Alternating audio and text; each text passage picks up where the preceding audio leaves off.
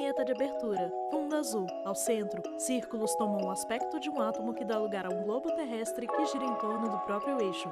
Círculo branco. Dentro dele, nome do programa. Meio ambiente por inteiro. Bancada de supermercado repleta de pães. Queijo e bolo em cima de bancada de vidro. Se na sua primeira refeição tiver pão quente, iogurte, bolo ou queijo, a biotecnologia está presente logo no começo do seu dia. Pães integrais. Transição. Pães redondos.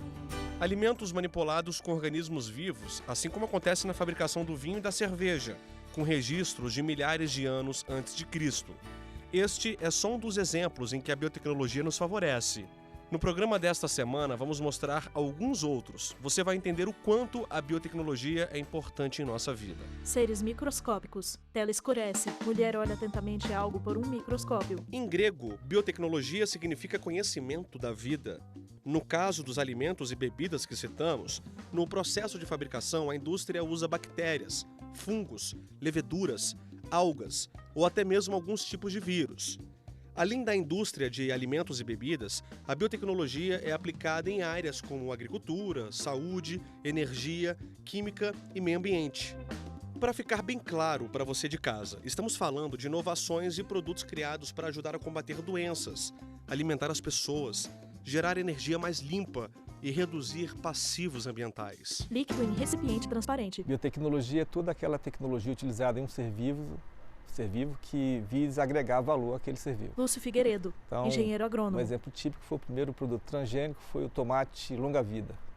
E a ideia era que esse tomate ele durasse mais na prateleira. Na verdade, se impediu uma região do DNA, tá bom? A ideia era essa, que produzisse um hormônio etilênio, hormônio do amadurecimento da senescência. E a meta era essa, retardar não só no tomate, mas futuramente em vários alimentos. Além de engenheiro agrônomo, Lúcio é doutor em biologia molecular e dá aula na Universidade de Brasília, no departamento de botânica. Ele fala que com a evolução dos conhecimentos sobre microbiologia, biologia molecular e genética, as técnicas avançaram. Hoje, a biotecnologia é chamada por especialistas de moderna. Seria talvez aquela biotecnologia que mitigue, ou seja, que ajude um pouco alguns processos da eutrofização do meio ambiente, né? Como, por exemplo, a agricultura, a pecuária, a própria parte de mineração, produção de energia.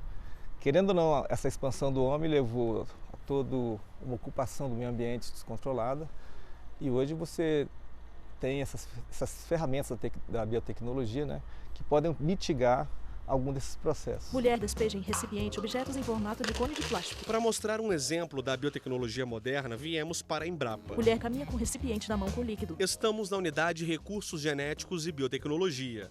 Entramos no laboratório.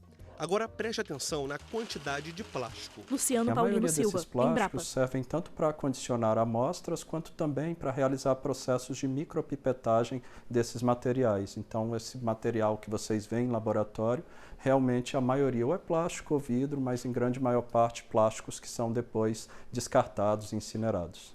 Luciano é biólogo, doutor em biologia animal e coordenador do laboratório de nanobiotecnologia. Tá vendo aquelas duas mulheres lá atrás?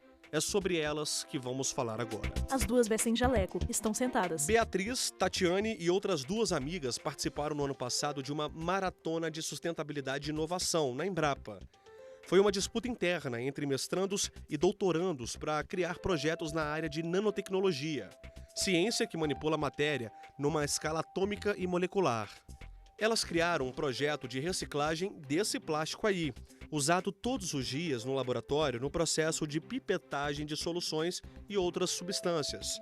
Antes, eles eram separados e no fim do mês, incinerados. Beatriz Carvalho, Vendo que o nosso biotecnologista. laboratório era um laboratório voltado à sustentabilidade, à química verde, à nanotecnologia verde, a gente queria concretizar isso dentro do nosso laboratório, reciclando, reaproveitando os resíduos que a gente tinha no nosso próprio laboratório, que são os resíduos plásticos, né, que a gente utiliza de rotina dentro do próprio laboratório.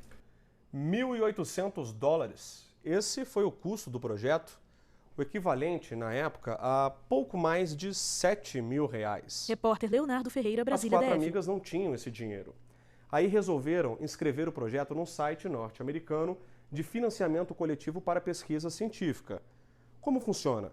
Usuários do mundo todo têm acesso às informações do projeto e quem quiser doar qualquer quantia, fica à vontade. Elas começaram com $50, dinheiro doado pelos próprios familiares. Em 45 dias, a meta foi alcançada.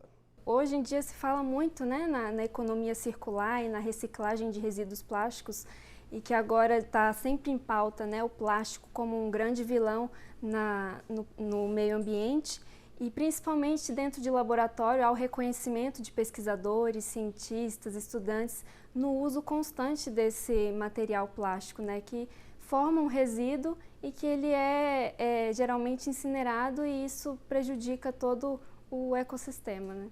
O projeto foi financiado por 50 apoiadores, chamados Backers. Com dinheiro em mãos, as amigas compraram as máquinas para reciclar o plástico. O Meio Ambiente por Inteiro acompanhou todo o processo. Plástico dentro de vasilha. Bom, o primeiro passo é separar o plástico por cor. Do laboratório, o material vem para esta outra sala, onde ele é lavado e descontaminado. Beatriz despeja os plásticos em peneira. A água escorre para a pia. Em seguida, triturador. O resultado é este: plástico uniforme em pequenos fragmentos. Agora o material é despejado na extrusora termostática. O plástico é despejado. A temperatura chega a 200 graus. Aqui dentro são produzidos os chamados filamentos. Nada mais é que o plástico em formato de um arame. Agora a hora mais esperada, a impressora 3D. O plástico reciclado dá vida a uma nova peça. Tatiane Pereira, A gente doutoranda pode em utilizar o biotecnologia. objeto que a gente imprimiu aqui na própria rotina do laboratório, como suporte para tubos, objetos que possam ter quebrado, alguma coisa para reposição do próprio laboratório. Então a gente utiliza do que iria para o lixo, que ia ser incinerado, para produzir objetos para o próprio laboratório. Enquanto a impressora trabalha, a gente conversa. Esperamos uns minutinhos para ver o resultado de perto. Depois de 30 minutos de muito trabalho para a impressora 3D, nós temos um objeto novo. Beatriz, o que nós temos aqui? Então, essa daqui é uma peça que nós imprimimos para uma centrífuga, né, uma adaptação, e que a gente vai poder usar no próprio laboratório. No formato de um peão, né? É, parece um peão. Apenas este pequeno laboratório gera 1 quilo de plástico por mês. Antes, o material incinerado emitia poluentes. Agora, utensílios novos ocupam as mesas. A ideia é que outros laboratórios da Embrapa adotem a mesma iniciativa, que sirva como modelo para outras instituições. Tem dado tão certo que a Beatriz deu um passo maior. Abriu uma startup.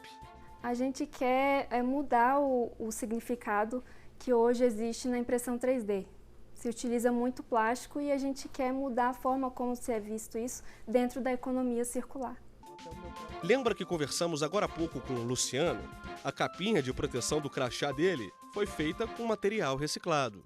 Esta, de fato, é uma ponta do iceberg relacionada às possibilidades de reciclagem de plástico e nada mais é do que uma prova de conceito que mostra como é possível atuar dentro de um ambiente de economia circular e com sustentabilidade, reciclando plásticos em um ambiente como laboratorial, assim como vários outros ambientes. Impressora 3D cria o objeto. Ele é amarelo, em formato de peão. Máquina agrícola passa por campo. No próximo bloco, a gente mostra como a biotecnologia pode ser uma grande aliada do produtor rural.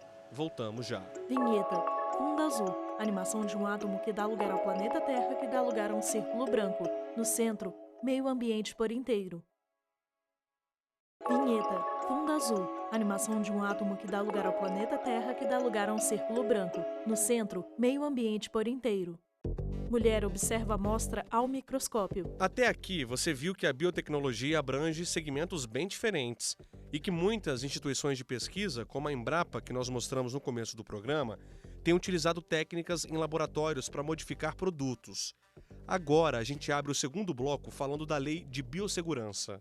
Este advogado explica que ela que estabelece mecanismos e regras de proteção ao homem e meio ambiente que trabalham com a biotecnologia. Em um primeiro momento, a Lei da Biossegurança de 1995 era muito voltada à questão da preservação ambiental e a proteção da saúde e da vida humana. Davi Roster, Com a reforma advogado. de 2005, a Lei de Biossegurança passou a ter como uma de suas diretrizes o estímulo ao avanço e desenvolvimento nas áreas de biotecnologia e biossegurança. O advogado explica ainda que a Lei de Biossegurança também trouxe um sistema normativo para o desenvolvimento da biotecnologia, menos rigoroso que a legislação anterior, de 1995. Facilitou, por exemplo, a liberação de alimentos transgênicos em território nacional. Nossa reportagem também conversou com um consultor em tecnologia da Confederação da Agricultura e Pecuária do Brasil, a CNA.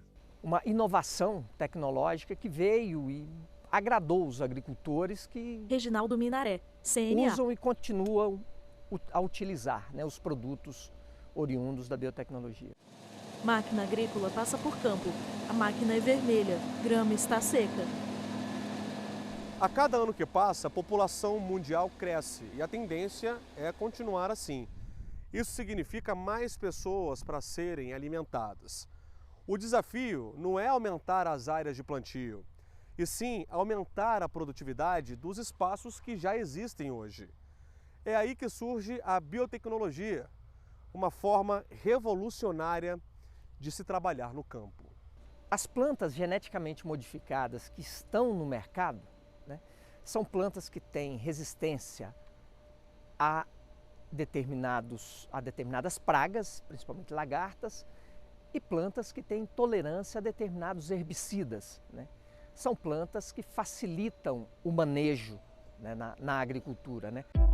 Transgênicos são organismos geneticamente modificados com a aplicação de um ou mais genes de outra espécie, por meio de técnicas da biotecnologia. Sem essa ciência, dificilmente existiriam grandes plantios e, certamente, José Guilherme teria resultados piores na colheita. Pôr do sol em lavoura. Estamos no núcleo rural Tabatinga, em Planaltina, a 60 quilômetros da área central de Brasília. Máquina agrícola passa pelo campo. Você vai conhecer agora a história de um produtor rural que cultiva 400 hectares de grandes culturas como sorgo, soja, milho e trigo. Plantação de trigo. Dia de sol. José Guilherme é filho de produtor rural. O pai dele veio do Paraná há mais de 30 anos e comprou a fazenda de 500 hectares. José Guilherme sempre ajudou nas tarefas do campo e em 1994, com o falecimento do pai, assumiu o negócio. Ele lembra que na época as técnicas de plantio eram muito diferentes. José Guilherme Brenner, produtor rural. Ainda, né? Estava tateando muito, aprendendo muita coisa, e a maior parte das lavouras ainda fazia o plantio convencional, que a terra era sempre revolvida, preparada, tinha um preparo do solo, ainda não tinham assim os insumos assim desenvolvidos assim para a lavoura, as produtividades eram muito menores, e aí, naquela época o risco era muito grande também, né? Qualquer 15 dias de sol assim, se perdia tudo. As técnicas evoluíram e a tecnologia passou a fazer parte da rotina dos produtores rurais. Um exemplo, segundo José Guilherme, é o sistema de plantio direto, que não era usado na época de seu pai. É uma forma de garantir a saúde do solo, com rotação de culturas e cobertura para manter as características físicas, químicas e biológicas do ambiente. Por exemplo, a gente vai plantar a lavoura em cima dessa palhada aqui. Então não se mexe mais no solo, né? Então isso aí não dá erosão, diversos tipos de erosão, isso aí preserva o solo, preserva a matéria orgânica. Então é um tipo de plantio muito importante que mudou muito a agricultura aqui na região. O produtor rural conta que a soja e o milho cultivados são transgênicos. Segundo ele, as espécies modificadas apresentam algumas vantagens. Por exemplo, alta produtividade. Isso garante alimentos sempre disponíveis para o consumidor. Além disso, o manejo fica mais fácil porque são variedades tolerantes a herbicidas e mais resistentes a pragas. Com isso, a aplicação de produtos tóxicos na lavoura diminui bastante em relação ao convencional. Como você encurtou o ciclo, você diminuiu muito as aplicações que você tem que fazer. Como a planta fica menos tempo na lavoura, você pode usar menos insumos, você colhe e naquele mesmo ano você pode ter uma outra safra. Então eu acho que você tem um ganho ambiental importante porque, por exemplo, você está produzindo 2 vezes na mesma área. Então, em vez de você, por exemplo, ter que abrir uma nova área, aumentar a área, você consegue produzir mais numa área menor. Consequentemente, diminui também a utilização de água, por exemplo? Posso dizer para você que, de repente, o uso de água, por exemplo, você vai ter menos água por produto que você colhe, né? Já que você colhe mais produtos com o mesmo tanto de água, você está usando menos água por aquele tanto de produto que você colhe. Máquina agrícola corta as plantas altas. O produtor rural explica ainda que para afastar determinadas pragas, ele adota uma técnica antiga e bastante eficaz, o controle biológico. É quando se utiliza organismos vivos para combater as ameaças do plantio.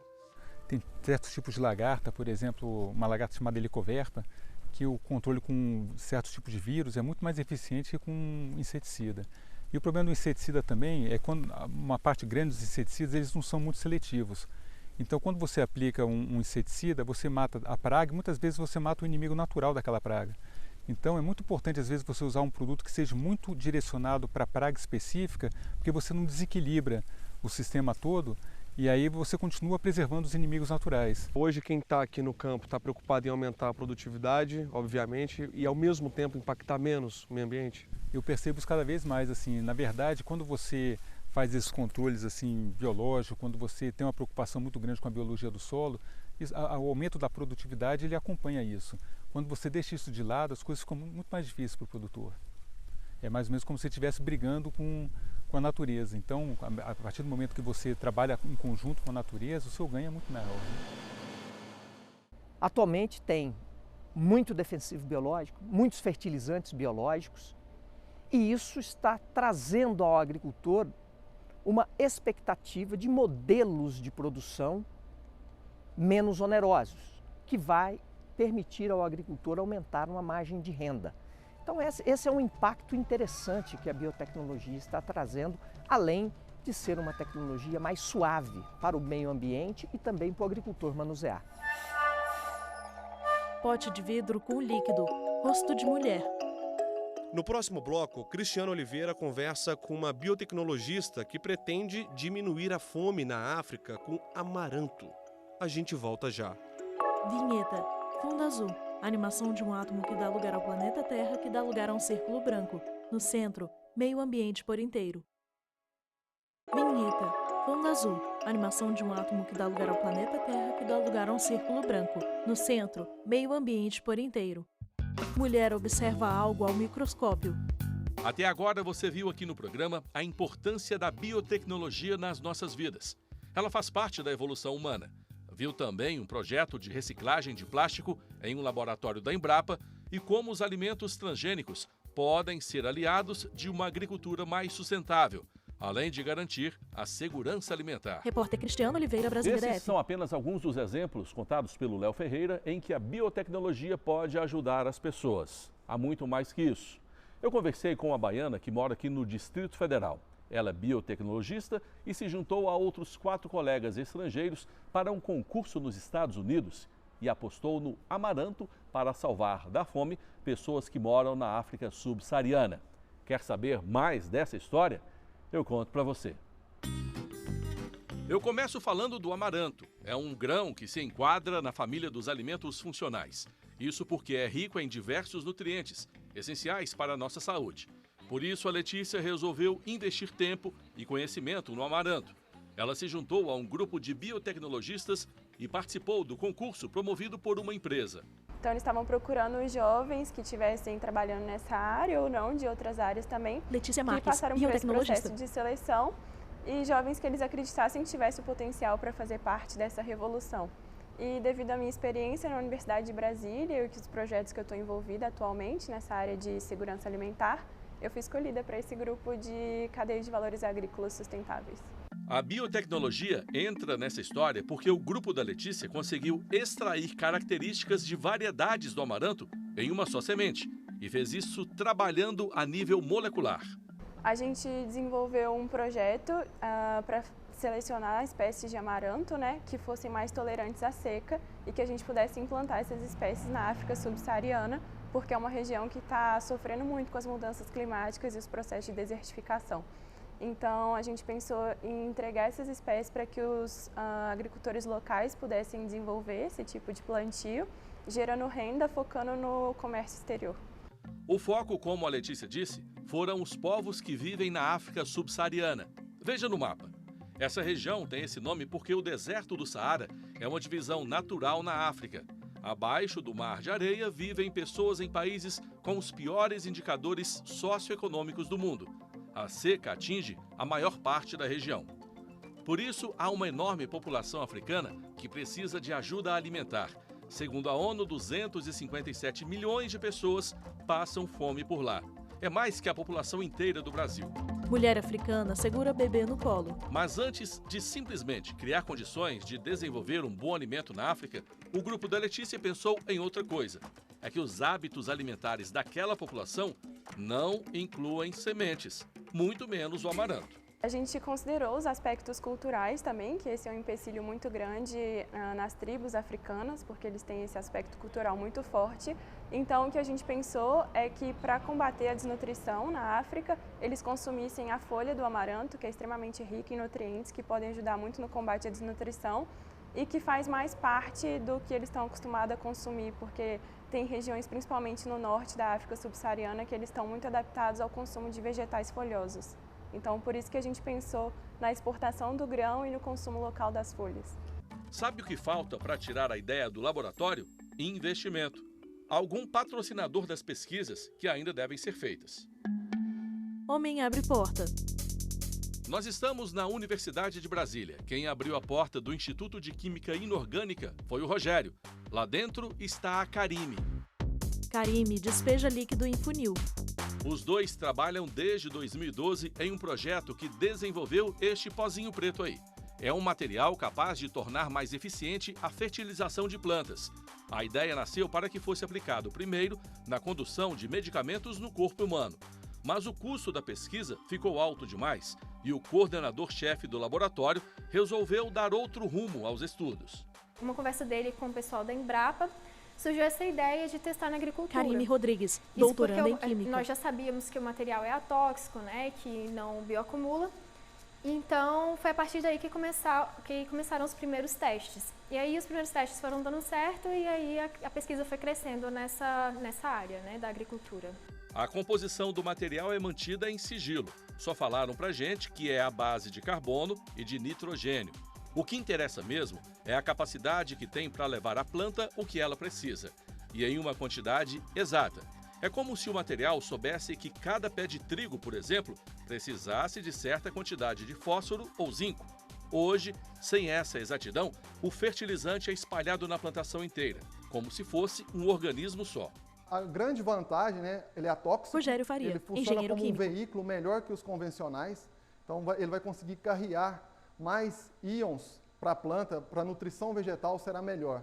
E além dele ser totalmente atóxico, biocompatível para a planta, não prejudicar o meio ambiente, e ele vai conseguir entregar para a planta uma dosagem correta, sem excessos e sem falta de micro e macronutrientes, que ele consegue carrear todos esses componentes. Se o material é mais eficiente, a fertilização torna-se mais barata. É essa a ideia do nosso grupo, melhorar a cadeia de nutrição vegetal, reduzindo o uso e com a nutrição equivalente aos convencionais. Além disso, o material não é bioacumulativo. A Karime explica o que é isso aí. Com materiais que são bioacumuláveis, o que acontece é que se um inseto, por exemplo, eventualmente ingere esse material, ele não vai conseguir metabolizar e um mamífero maior ou algum outro animal que comer esse inseto também vai ter contato com essa substância e assim vai ao longo da cadeia alimentar. Então isso não acontece com o nosso material.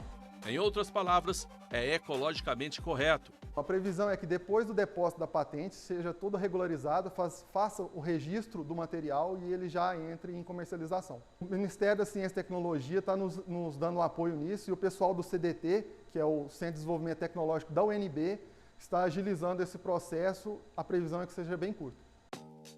Para encerrar nosso programa, eu mostro um trabalho social feito no Nordeste do país, mas poderia ser em outra região qualquer.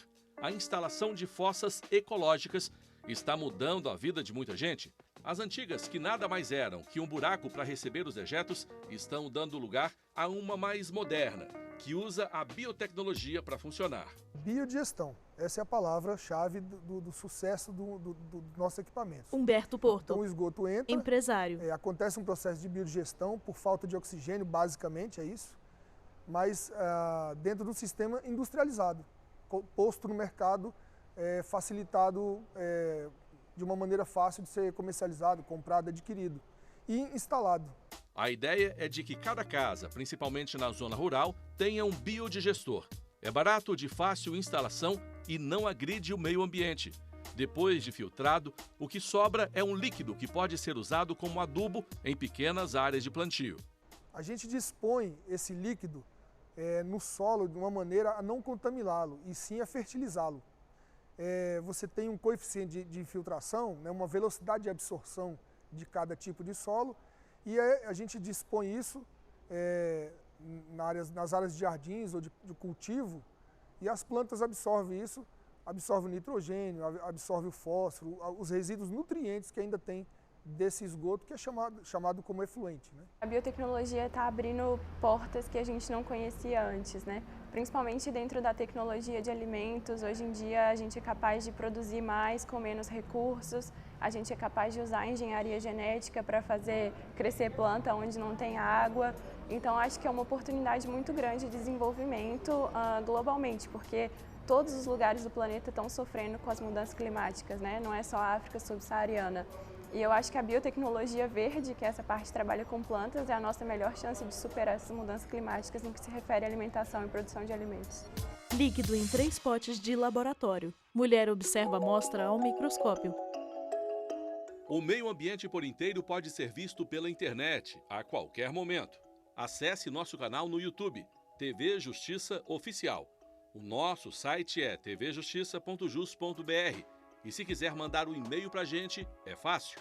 meioambienteporinteiro@stf.jus.br. Até mais. Créditos, produção, Rayane Ribas. Reportagem, Cristiano Oliveira e Leonardo Ferreira. Edição de texto, Cristiano Oliveira. Cinegrafia, Francisco Cosmo e Lúcio Ribeiro. Assistência técnica, Josenildo Júnior e o Eric Rodrigues. Edição de pós-produção, Paulo Mendonça. Videografismo, Leonardo Veloso. Núcleo de programação, Rosa Wazen. Núcleo técnico, Fábio Guedes. Núcleo de produção de programas, Soraya Fonseca. Supervisão, Coordenadoria de Gestão da TV e Rádio Justiça. Secretaria de Comunicação Social, STF. Realização, TV Justiça 2019.